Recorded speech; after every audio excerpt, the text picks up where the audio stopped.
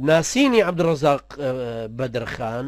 هەر طبعا وا مەشهورە بەس خۆی عەبدوڕەزاق بەدرخان نییە مباشرەتەن بەڵکو کوڕەزایەتی بەڵام عادەتەن لە تورک و عەرەبە ئەوترێ کوڕەزاش بە کوڕ حسابەکرێ یعنی ئەشێ ئێمە بڵێن شێخکاوەی شێ مەحموو بەڵام خۆی مەبەست لەوەیە شێخکاوەی کوڕی شێخ لەتیفی کوڕی شێخ مەحموودی حەفیدە ئەوە طبعا با شێوەیەکی گشتی ئەوترێ ئەگەر بینە سەرەوەی بڵین شێخ عەبدوڕەزاق خۆی چێە یعنی عەبدوڕەزاق پاشا خۆی چێ باشترین پێناسە ئەوەیە کە خۆی بۆ خۆی ئەکا لە کتێبی بیرەوەری عەبدوڕەزاق بەدرخان کە من لە لاپەڕە 15 بۆ 20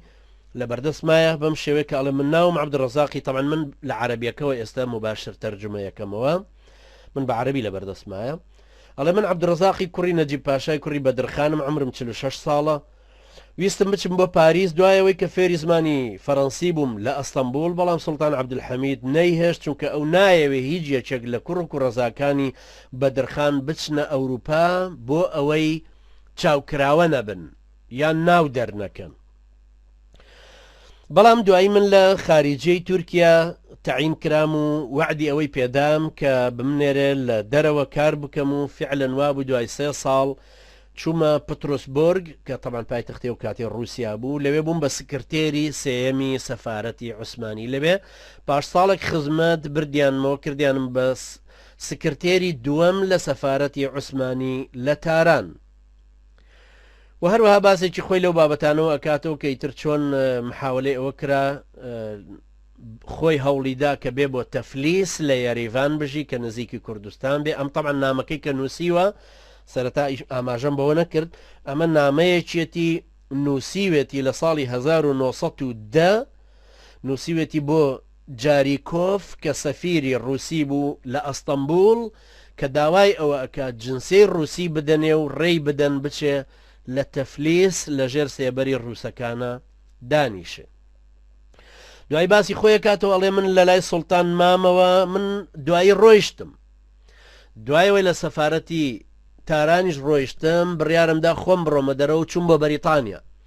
لەوێ مامەوە بەڵام سوڵتان زۆر داوای لە باوکم کرد کە حتممە بێ کوڕەکەت بێنیتەوە منیش لەبەرەوە هاتمەوە بەڵام مدەی 14 ساڵ لە دایرەی تەشریفاتی سوڵتانە خزمەتم کرد دایرە تەشریفاتی عنی وەکو دیوانی ڕیاسی جمهوری کە تایبەت بووە بەو نوع کەسانەوە هەروەها کۆمەڵێک نۆتی ئازایەتی و میدالیا و نیشانم وەرگرتووە کە هەندێکیان دەرەجە ئولای دەوڵەتی عوسمانین بەمەش گەیشتمە ڕوتبەی باڵا طبعا حتا بە تورکی و عەرەبی و فارسی و ئینگلیزیەکە نووسرێ باڵا معلومە باڵا کەلیمەکە ئەسڵی لە فارسی شەوە هاتووە لە کوردیشە هەیە گەیشتمە ڕوتبەی باڵا کە زۆر ڕوتبەیەکی بەرزە و ویسامی ستانسلاڤیم پێدرا کە گەورەترین ویسامە لەو سەردەمەیە بدرێ بەڵام دوای ئەوەی کە ڕزوان بێگی مدیری پۆلیسی دەوروبەری سوڵتان عەبدولحەمید کوژرا ئێمە تایە ئیتیهام کراین بەوەی کە دەستمان لەو کارەیە هەبوو بێ بۆیە ئێمە و خانەوادەی ئێمە زۆریان نەفی کران بۆ تەرابلوسی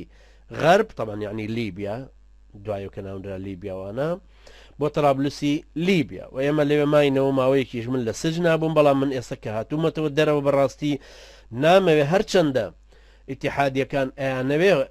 لە خۆیانم نزیککەنەوە بەڵام من نامەوێت لەگەڵ ئەوانە بژیم بەڕاستی چونکە قەنەعەتم وایە کە تورکیا